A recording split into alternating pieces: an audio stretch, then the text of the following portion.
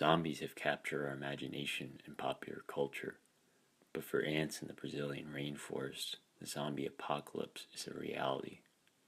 The zombification process begins when foraging ants encounter spores of the fungal genus Cordyceps. The spores germinate and quickly worm their way up the ant's head. The fungus secretes a chemical cocktail to assume direct control. Once in control, the fungus directs the ant to a leaf or a tree branch.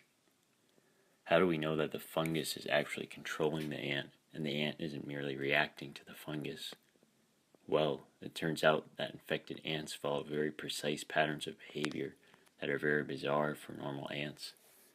The fungus prefers leaves that are 25 centimeters off the ground and facing north or northwest. Infected ants will only travel to this part of a tree at high noon.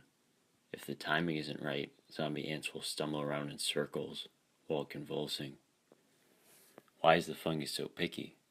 Well, it turns out that these conditions offer the ideal temperature and humidity for fungal growth. When they find the right leaf, things get really weird, because these zombies are part vampire.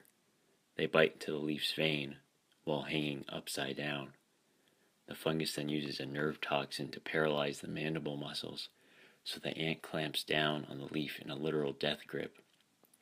The ant will need to hang upside down for days, because the ant itself dies after only 6 hours, but the fungus takes 3 days to grow.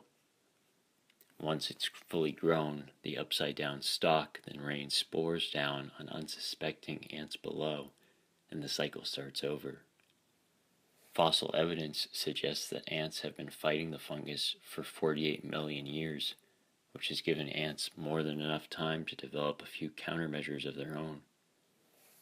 Ants have learned to keep their eyes peeled for infection and will avoid or even remove ants by force at the first sign of infection. That's called social immunity. Ants also hire outside help in the form of another fungus. These hyperparasites feast on the Cordyceps parasite and in the process prevent a budding stalk from maturing. Ironically, these defensive measures have allowed the Cordyceps to survive. This fungus is an obligate parasite, meaning it cannot survive without its host. If all the ants died off, then so would the fungus. So you might be thinking, zombie ants are cool and all, but hey, what's this got to do with the price of bananas? Quite a lot, actually. The agricultural industry has taken on to the idea of using these ant-targeting parasites as an all-natural alternative to chemical pesticides. Only time will tell if consumers will open up to the idea of potentially eating a few zombie spores with their salad.